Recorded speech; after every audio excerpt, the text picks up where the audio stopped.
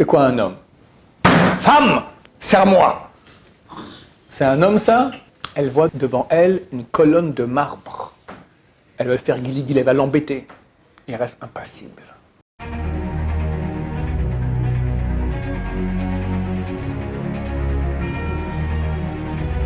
Ce jour est dédié pour que Ornella, Odélia, Rachel, Batsipora ait une bonne délivrance, qu'elle accouche facilement et qu'elle et son bébé reviennent à la maison en bonne santé, mentale et physique et heureux, et pour la libération des otages et la protection de tout le peuple d'Israël. Bezrat Hashem.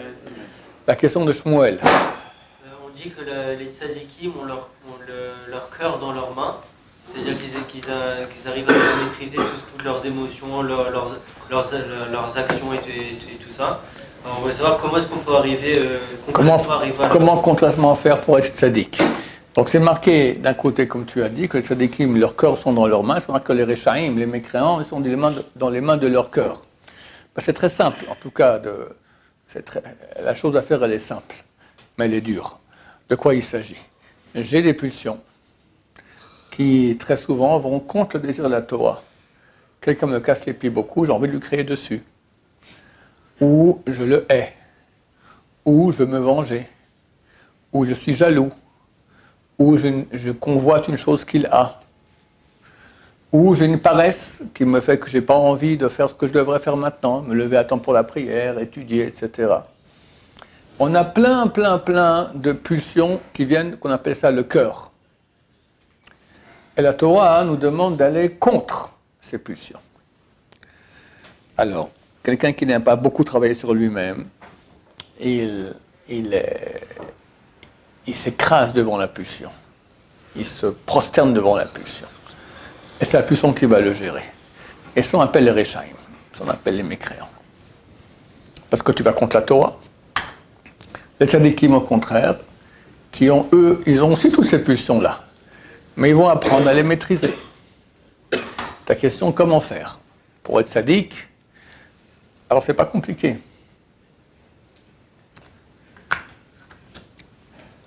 Un juif doit faire beaucoup de mitzvot. La mitzvah la plus importante qu'il a à faire, c'est travailler son cœur.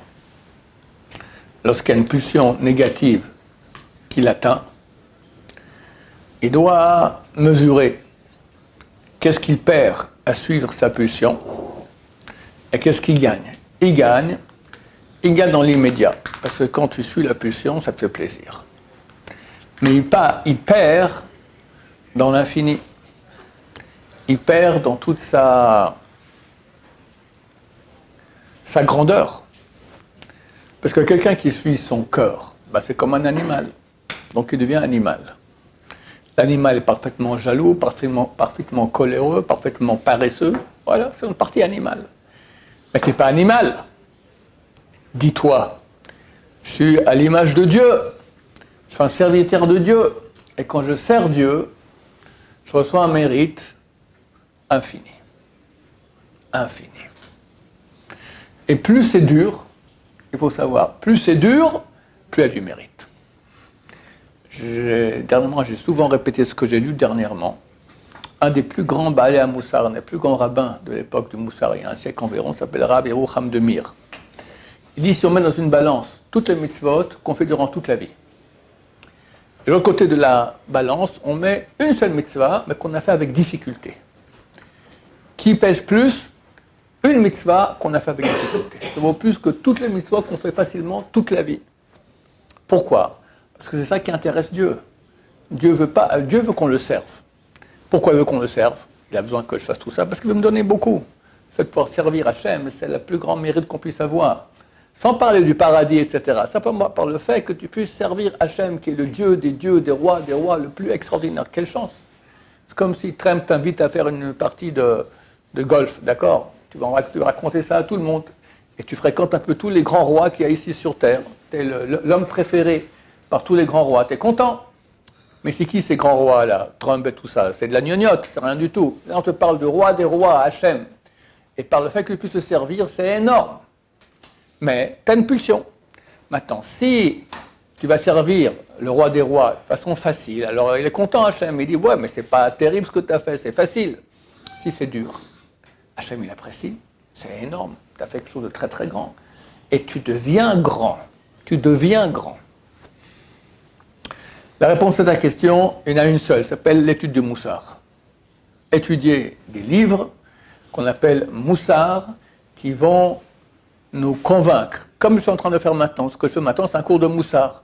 Des choses qui vont nous rappeler quelle est la vérité de ce monde, à quel point le mauvais penchant, c'est un menteur qui ne nous donne rien, nous propose toutes sortes de bonheurs futiles, passagers, qui ne servent à rien, qui amènent beaucoup de mal, qui nous rendent animal. C'est très facile à dire, mais ô combien c'est dur. C'est dur. Tu es dans ton lit, il faut se lever, vous savez que ce n'est pas facile. Tu repousses dans 2 minutes, et dans 2 minutes, tu repousses encore dans 2 minutes. Il y a des fois plusieurs bonnes heures. Tu connais le type une fois, il se lève à 11h du matin, il dit « j'ai une bagarre avec le Yetzirara, toute la matinée on s'est battu, mais à la fin j'ai gagné ». Pauvre type, d'accord, le Yetzirara qui t'a eu. Et c'est comme ça notre vie. Mais on devient combattant en combattant. Personne, jamais personne, a pu du jour au lendemain se lever et être quelqu'un qui a vaincu son cœur. Ça n'existe pas. C'est une bataille quotidienne. Et plus tu te bats, plus ton cœur va commencer à être subordonné, à t'écouter. À la fin, tu deviens sadique. Il n'y a pas de recette tchic-tchac. Oui. Le travail, ça s'arrête jamais, même pour les plus grands. Ça s'arrête jamais. Ça s'arrête jamais. Mais tu arrives déjà à un très haut niveau. C'est-à-dire que toutes les plus grosses avérotes, les plus grossières, alors on aura déjà combattu, donc c'est gagné. Ouais. Quand tu arrives à un niveau, c'est marqué plus quelqu'un est grand, plus son Yetzirara est grand. Ça veut dire que quand tu es petit, tu as des batailles qui sont faciles. Faciles pour quelqu'un de plus grand, pour toi elles sont dures. Toutes les batailles, c'est toujours exactement au point difficile. Maintenant, tu as vaincu, tu auras une autre bataille qui sera plus dure que la première. Plus dur, dans le sens. C'est-à-dire, elle est plus fine, elle est plus dure. Avant, tu n'aurais jamais pu réussir cette bataille. Maintenant que tu as vaincu une bataille, tu passes à une deuxième, etc. Voilà, mais c'est comme ça qu'on monte. Pas d'autre moyen. C'est comme, je sais pas, un boxeur qui s'entraîne. Au début, c'est un poids plume, après c'est un poids moyen, après c'est Cassius Clay, je sais pas qui est comme grand. Dans ma jeunesse, il y avait c'était il y a 60 ans, hein, Cassius Clay. Donc, tu deviens, mais il est pas né boxeur. Il n'est pas né boxeur. Ça s'arrête jamais. Ça s'arrête jamais. Mais tu reçois du mérite. Pourquoi tu es venu sur Terre? On n'est pas venu ici pour se reposer, ça il faut se mettre dans la tête. On n'est pas venu ici sur Terre pour se reposer. Du tout. Du tout. Celui qui croit ça, il se plante complètement et c'est très mal barré. La vie, elle est dure. Elle n'est pas dure parce que il faut gagner sa vie, faire le bac, ça c'est des bêtises. Elle est dure parce qu'on doit se battre contre nous-mêmes, contre le mauvais penchant qu'on a. Et celui qui veut être au calme, tranquille et bien profiter, eh ben, il n'a rien compris. C'est difficile. Mais tu gagnes avec ça de devenir à l'image de Dieu. Combien ça vaut? Et tu gagnes un Olam Haba qui s'arrête jamais. Jamais, jamais, jamais, jamais, jamais, jamais, jamais, jamais. Et l'Olam Haba, il n'est que le résultat de ce que tu as fait ici. Donc tu comprends, chaque acte ici, quel impact il a. C'est de la folie. Si on se rendait compte, on est complètement fou. Oui. Et comment on peut céder au moment même où on est devant soit la Avera, soit la mitzvah qu'on ne va pas faire? Le combat, quoi, devant le combat. Ouais. Qu'est-ce qu'on peut se dire, à quoi on peut penser pour penser à ce que j'ai en train de dire. Penser à Olam Haba. Penser que tu vas gagner énormément si tu te retiens et ce que tu vas gagner ici maintenant en faisant le péché, on ne sent pas la mitzvah, tu vas gagner peu. Un peu, encore quelques minutes au lit. Allez, tu as une envie, tu as envie de regarder une fille, tu as envie de faire une bracha rapidement ou pas prier du tout, d'accord?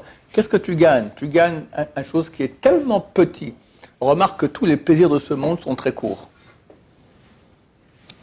Tu as envie de manger quelque chose. On va dire c'est cachère à moitié. Ou c'est très bon, c'est bien de ne pas manger ce qui est très bon à part Shabbat, c'est bien comme ça de se battre contre soi-même. Mais c'est très dur. Maintenant, tu cèdes. Tu manges une chose qui est bonne. Combien de temps de plaisir tu as eu? Une seconde. Non, pas une seconde, mais 10 secondes, on va dire. Et après, plus rien. Et t'as raté. T'as raté. T'étais animal. Par contre, tu te retiens. C'est sûr. vulnérable. C'est dur sur le moment. C'est dur, mais de cœur dur à tête. C'est très dur. C'est très dur. Qui dit que c'est facile? C'est très dur. Mais pourquoi tu as du mérite? Tu veux un mérite infini. De dire ça, de réaliser ça à ce moment-là, c'est quasiment pas possible. Est-ce qu'il y a un autre moyen de passer de cœur à tête, de cœur à raison? Alors, il faut aller de façon progressive. On ne peut pas changer, mais tu commences lentement. Tu dis, ok, je vais manger la moitié, ou je repousse dans 10 minutes. Des choses comme ça. Toutes les méthodes pour pouvoir... Il faut se battre. C'est en se battant qu'on devient combattant. Si tu lâches chaque fois que le corps vient, tu cèdes, alors tu seras un nul, d'accord? Mais si tu te bats, alors lentement, Dieu va donner force. Ensuite, il faut aussi prier aussi à Dieu. Aide-moi dans ce sens-là. Et puis, qu'est-ce qu'on peut rajouter encore? C'est écrit penser à la mort. C'est écrit dire Shema Israël. Voilà, toutes sortes de choses comme ça qui nous renforcent dans la vérité et nous éloignent des mensonges très puissants du Yetzer Hara. Et tu peux aussi, il y a une chose qui amène beaucoup, qui aide beaucoup dans ce sens, ce sont les histoires des tzadikim.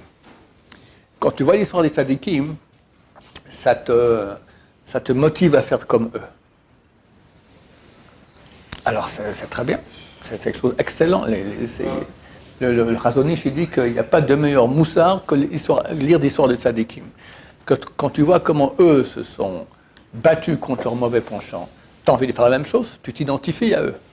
Donc voilà. Mais il ne faut pas non plus mettre la barre trop haut et se dire je suis un nul parce que je rate toujours. Non, progressif. Il faut bien comprendre que qui sommes-nous? On est la génération des plus nuls qu'il y a eu durant toute l'histoire, que Yetzer Hara c'est le plus fort qu'il y a eu le plus fort durant toute l'histoire. Et Dieu ne veut pas qu'on gagne, il veut qu'on se batte. Il ne veut pas qu'on gagne, il veut qu'on se batte. Preuve en est que si tu auras gagné, tu auras une autre bataille après. Le but, c'est se battre. Quand tu te bats, tu grandis, tu fais des efforts, et quand tu fais des efforts, il n'y a pas de plus grand mérite que cela. Oui.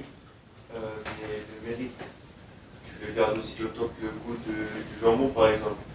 Enfin, tu as fait un truc et après tu vas passer à la prochaine chose. J'ai pas compris. Le mérite, il est infini. Oui, d'accord, mais tu penses pas comme ça. Bah, pense comme ça. Tu penses que tu as fait une mitzvah, bon, après tu passes à la prochaine mitzvah. Oui, mais la mitzvah que tu as fait, d'abord, ici, elle t'a rendu homme. Elle t'a rendu à l'image divine. C'est déjà bien. Tu n'as pas cédé à l'animal qui est en toi. C'est déjà bien, tu as fait une victoire. Donc, au niveau du mérite, tu reçois un mérite infini. C'est ce que ça veut dire. Pas maintenant. C'est comme on dit à quelqu'un, j'ai souvent dit ça, on dit à quelqu'un, regarde, tu peux être maintenant dans la misère pendant un mois, puis après toute ta vie, tu seras milliardaire. Ou milliardaire pendant un mois, après toute ta vie dans la misère. Qu'est-ce que tu préfères? Voilà. Mais en attendant, tu es dans la misère. Mais tu vas dire quoi? Tu vas dire, ok, je suis dans la misère maintenant, mais je gagne maintenant une vie milliardaire. Moi, je te dis bien plus qu'une vie, je te dis infini milliardaire. Infini. Tu dis, non, oui, non, mais la vie, c'est quand même, ça va prendre du temps, 120 ans. Mon cher ami, ça passe comme ça. Ça passe comme ça. Ça, c'est si je te parle de Olam Haba, parle aussi Olam Hazé. Quelqu'un qui cède toujours à son mauvais penchant, il n'est pas mariable. Il n'est pas mariable. Et regarde aujourd'hui autour de toi, tu verras qu'il y a beaucoup de gens pas mariables qui sont mariés.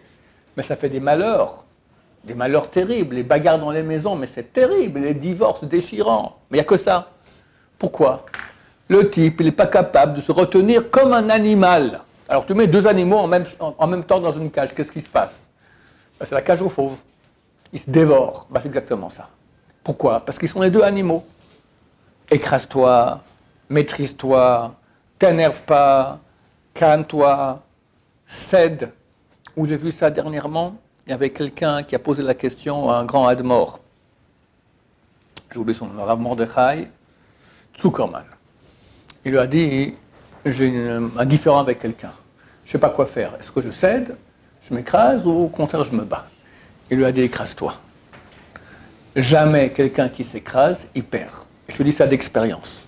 Quand tu cèdes, tu gagnes toujours à la fin. Le type, il a cédé, et pour venir, il a gagné beaucoup. Et c'est comme ça toute la vie. Mais pour céder, il faut s'écraser, et c'est dur. Le type, tu lui en veux, t'es fâché, t'as les nerfs, je ne suis pas un pigeon, t'as toutes sortes de pulsions animales qui viennent comme ça. Tu t'écrases, mais tu vas gagner énormément. Ici déjà, ici, ne serait-ce que Shalom Bayit. Est-ce qu'il y a quelque chose de plus beau qu'un couple qui s'entend et qui s'aime? Il n'y a pas. Il n'y a pas. Tu peux avoir tous les malheurs du monde, mais si tu es aimé par ta femme et tu t'entends avec elle, tu es heureux. Avec les problèmes d'argent, les problèmes de santé, avec tout ça. Mais ça, maintenant, tu as tout. Tu as plein d'argent, tu as une bonne santé, mais tu rentres à la maison, c'est l'enfer. Quand tu rentres à la maison, c'est l'enfer. Tu es heureux, tu es malheureux comme tout. De quoi ça vient? Ça vient uniquement des mauvaises midotes que tu n'as pas réussi à vaincre l'animal qui est en toi. C'est ton corps qui décide, ce n'est pas la tête qui décide. La tête, elle te dit, écrase-toi. Et toi, tu dis, non. Et tu réagis, et tu cries, et t'insultes, et après, c'est la fin des haricots. Terrible, terrible. Oui. Par rapport à s'écraser. Ouais. C'est peut-être un peu hors sujet par rapport à la question, mais savoir si, à quel point il faut. C'est-à-dire quoi, on s'écrase, regarde, je vais t'expliquer, c'est très simple. Quand je dis s'écraser, c'est pas toujours dire j'accepte ce que l'autre dit. C'est lorsqu'il y a une tension entre les deux. D'accord? Tu as fait quelque chose à ta femme pour lui faire plaisir. Puis elle a mal compris, et au contraire, elle te crie dessus. Pauvre type, elle te dit. Pauvre, mais je fais ça pour lui faire plaisir. La réaction, tu as l'animal dedans.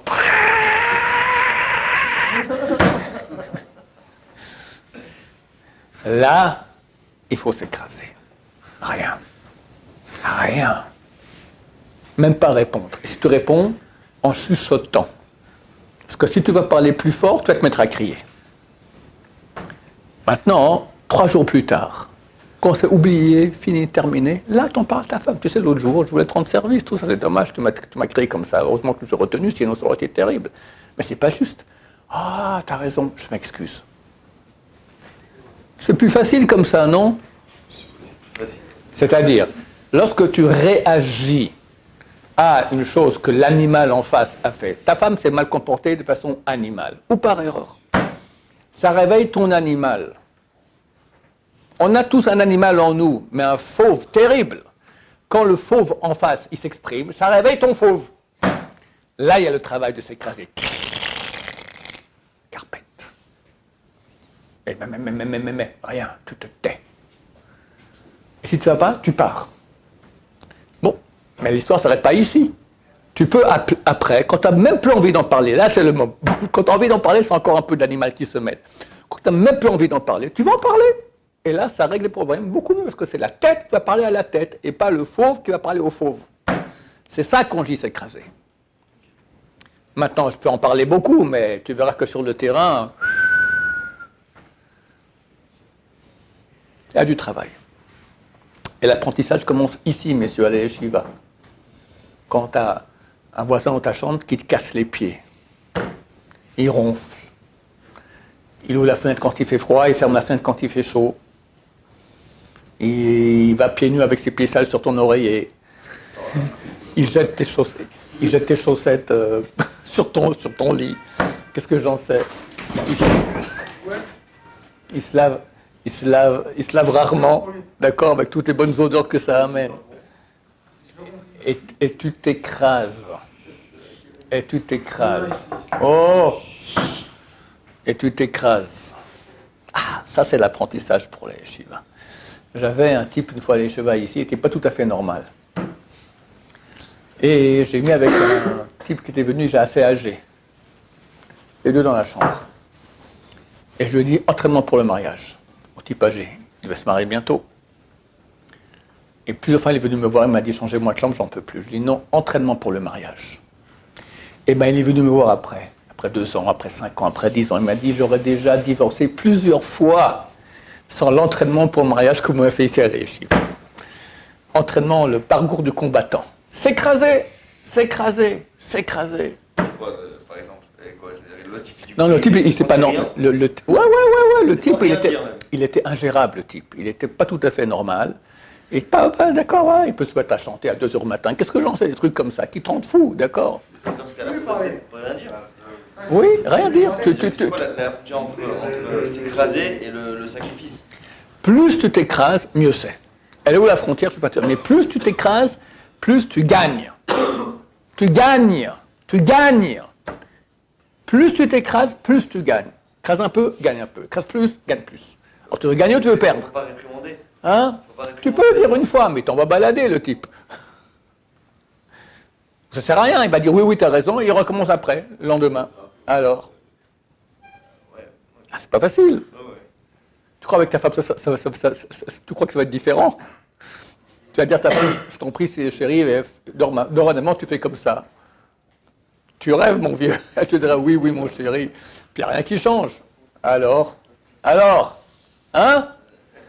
Eh ben, tu t'écrases. Rabbi, à la fin, on n'est pas des dingues quand même. Ah, c'est exactement l'argument du Yetzirah qui dit je ne suis pas un pigeon. Je ne vais pas me faire traîner dans la boue. Non, mais ça ne va pas. Mais je te dis que tu gagnes. Rabbi, il y a écrasé, il y a écrasé. Après, Si on se fait hurler dessus, mais vraiment, Chas v'Shalom. Très bien. Prenons l'exemple que tu dis. Je me fais hurler dessus, Chas v'Shalom. J'ai deux solutions. Soit je hurle de nouveau, moi, plus fort, ou je m'écrase. Alors prenons la solution 1. Je hurle de nouveau. Elle va se calmer en face. Ah oui. Non mais tu rêves. Tu rêves. Elle va pas se calmer. Donc tu alimentes le combat. Ça va un feu terrible, et ça peut finir très mal. Des fois tu vas lui dire une chose qui va super la vexer. T'es pas mieux que ta mère. C'est elle qui aura commencé. C'est elle qui aura commencé, c'est elle qui crie en premier. Et alors? Parce qu'elle a commencé, parce qu'elle est idiote. Tu dois être idiot toi? Ça sert à rien. Tu vas crier, ça va être pire. Tu t'écrases. Tu sais ce qui va se passer?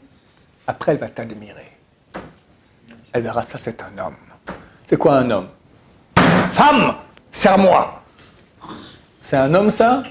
C'est un FND, d'accord? Un FND, c'est chez les Gazaouis, c'est un seigneur, un FND.